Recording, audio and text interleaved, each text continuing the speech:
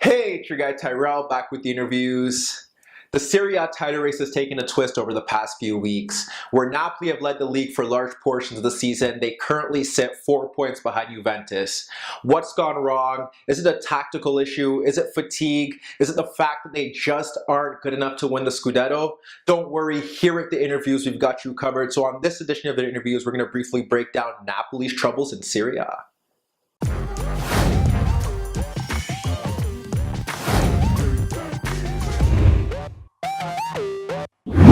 So Napoli's season was always going to come down to this, whether they could win the Scudetto or not, whether they could stop Juve's dominance. They were in the Champions League, couldn't get out of the group stage, didn't take the Europa League serious, and couldn't get to the Coppa Italia final. Now they're in the latter run of the season. How would they be able to cope with the pressure of dealing with Juve, who have picked up their form and have found ways to win without playing well? Napoli play sort of one way. They have the distinct starting 11. They don't really have many options off the bench, and with a tough schedule coming up, they had to go to Roma, they had to go to Inter. They failed to pick up maximum points and now sit 4 points behind Juve. When we look at the board, we got Napoli in the red. Mostly they line up in a 4-3-3. They have Mertens up front, they have Callejon and Insigne on the flanks, and midfield Alan Hamsik just ahead of Jorginho. In the back, they have Hisai, they have Mario Rui, and then the center back position, they have Koulibaly, and they have Albiol. What's gone wrong for them in the past 2 weeks?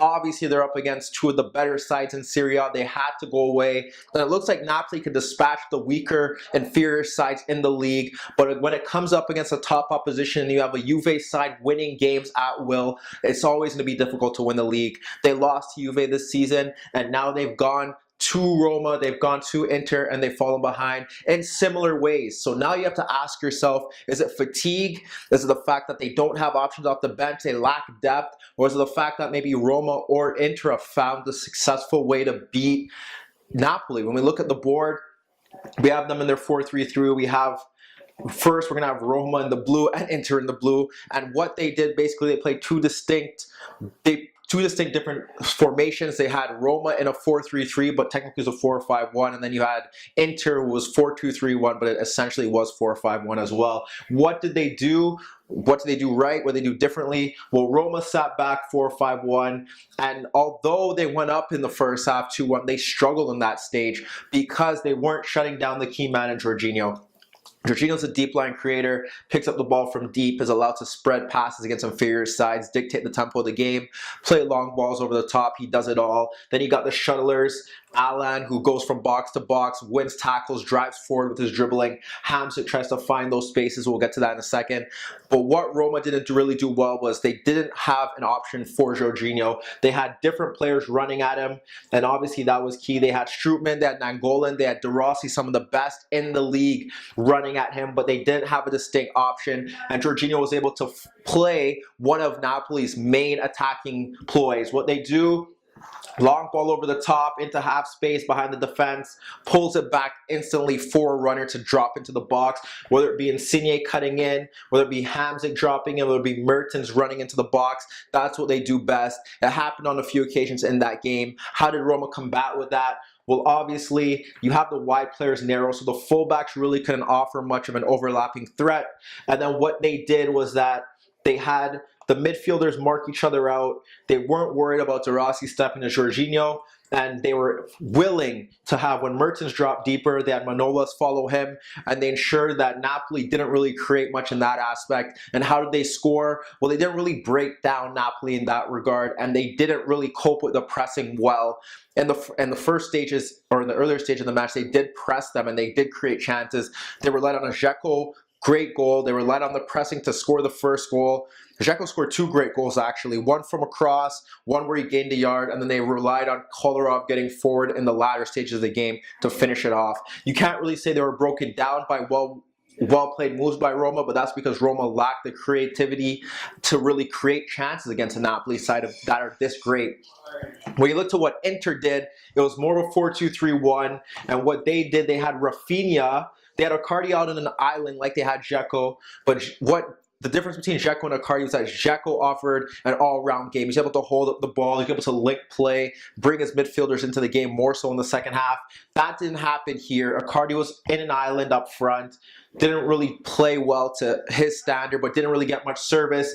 They had Rafinha step to Jorginho. They had Brozovic and they had Gagliardini sitting much deeper. And what they did is they ensured that nothing really came through these spaces. And when they were forced to press, they pressed Alan, they pressed Hamšík. Hamšík didn't play in the first game against Roma. He came off the bench. He was trying to make a difference. He did create chances for Insigne. We'll get to that in a bit. But they had Zielinski there. He doesn't really offer much. Here they had Hamšík, but they were pressed out of the game. And Mertens didn't really do much against one of the better defenders in the league, in Skriniar and Miranda. And they stepped forward when they needed to ensure that he never really got options in that space. You look at the one chance that they really created in the first half was when Jorginho finally got away from Rafinha, moves towards the left, plays a long ball over the defense as expected for a Callejon. Hamšík breaks into the box, but his effort is tame on goal, and that's kind of what Napoli did throughout. The other chance that they got basically was Mertens dropping deep and no one really picking him up, and this was towards the end of the game when Inter struggled to press, and he combined with Insigne, and it led to Mertens breaking free on goal, but his chip effort over the keeper, Handanovic, was tame. And then you look at the other way that Napoli tend to attack. They try to get these spaces right in here, and against an Inter side that was very, very narrow, very organized, pressed at will, it could happen, but it didn't happen. And what happened was that they pressed, the wide players pressed as well, but they found space in this area for Insigne. And what we saw in the game against Roma was that when Hamšík came on, he dropped into these deeper positions here, whereas where Zielinski was looking to find space between the lines, Hamšík was okay playing a bit deeper.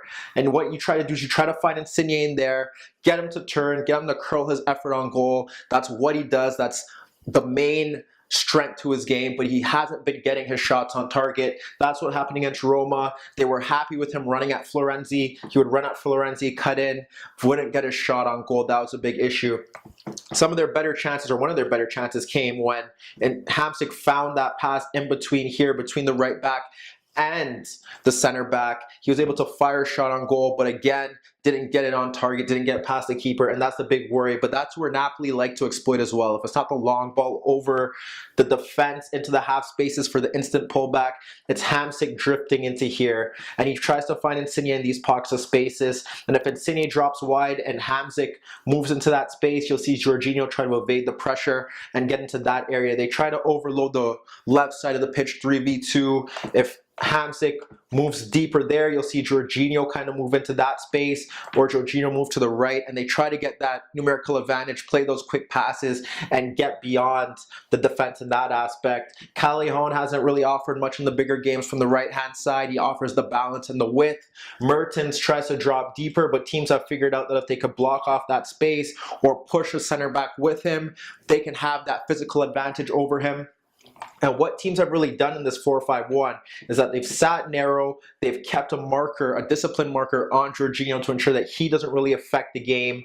Koulibaly and Albiol haven't really been that good, more so Koulibaly making a lot of mistakes. You even look at other games against inferior sides where he hasn't played to his best, and then the fullbacks aren't getting forward because the wingers are pressing out. And when you have the midfielders cutting off Hamšík, cutting off Allen, that is a big issue. And with Napoli, it's just teams that could drop off into this 4-5-1 and be energetic, press the midfielders, stop Jorginho, and stay narrow and compact, have a shot. We saw Roma do it. We saw Inter do it. Can the inferior sides do it? Maybe it'd be a bigger ask, less talent, less work rate. Who knows? But this has definitely shown over the past few weeks that this could be the ploy to stop Napoli, and we'll see how that goes in the latter stages of the Serie A season, and if they're able to stay the course and possibly once again go ahead of Juve. But at the moment, is it fatigue? Perhaps. Is it the lack of depth? Definitely. But this system looks like it's the way to stop Napoli, and it's been done 2 times this season, 2 times consecutively, and we'll see if that can happen this weekend as well. But let me know what you guys think. Meet me in the comments below. Don't forget to upload videos every day, and don't forget to subscribe to my channel. And that was your daily dose of the InnerViews.